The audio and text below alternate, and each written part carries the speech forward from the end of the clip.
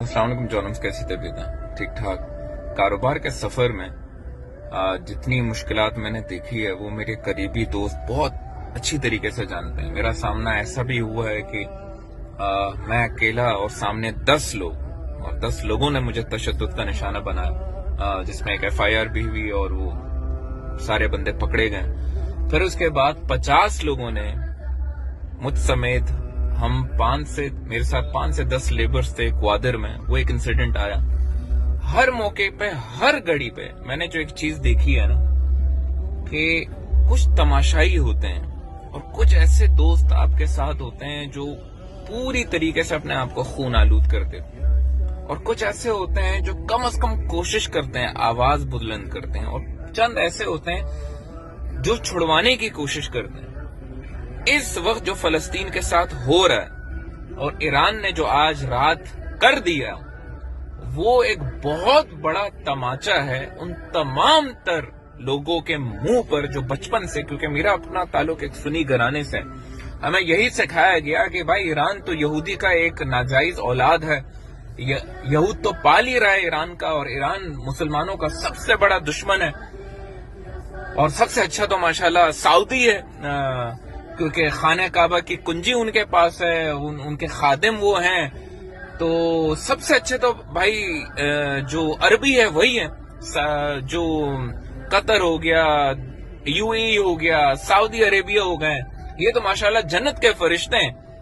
یہی سکھایا جاتا ہے، اور آج مجھے سمجھ میں آ رہا ہے کہ سکھانے کی بنیادی وجہ یہ ہے کہ جتنے بھی مدارس ہیں ان کی جو فنڈنگ ہے وہ ہوتی نہیں سعودی تیل کے پیسوں سے، تو اس سے جو نوجوان اور اس سے جو نئی نسل آتی ہے، پر ان کے دل اور دماغوں میں یہی ہوتا ہے کہ یہ تمہارا دشمن ہے اور یہ تمہارا دوست ہے۔ میں ایک چیز بتا دیتا ہوں کہ جب مصیبت کی گھڑی آتی ہے نا، کون حق پر ہے اور کون باطل پر ہے، بس اتنا دیکھنا ہے کہ کون آپ کے لیے اپنا سر خون آلود کر رہا ہے۔ یمن کر چکا، ایران نے بھی کر دیا، باقی سارے مسلم ممالک کے منہ پر یہ والی لعنت ہو، تمہاری فوجوں پہ لعنت ہو، تمہارے ایگزسٹنس پہ لعنت ہو، اور تم صرف تماشا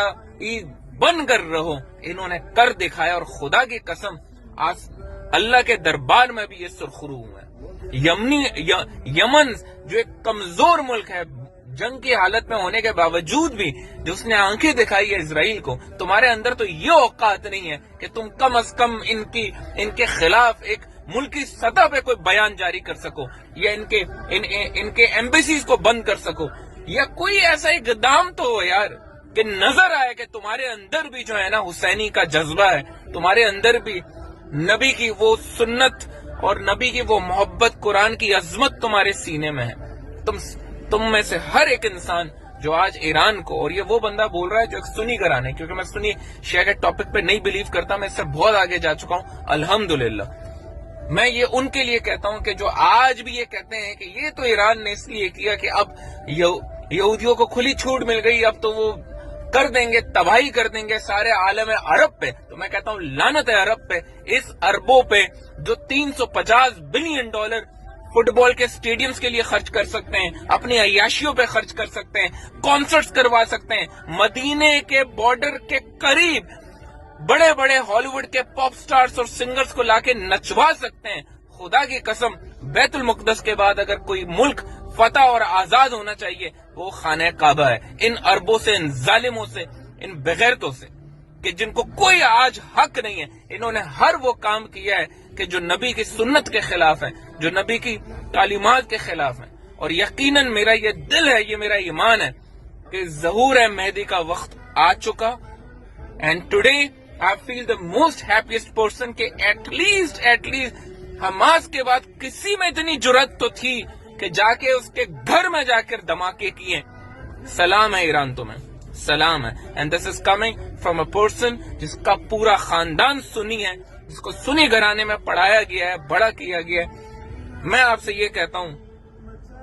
اللہ تعالیٰ کی سلامتی ہو آپ لوگوں پر۔ You have won the hearts of many people like me who are unbiased and who think rationally. Thank you.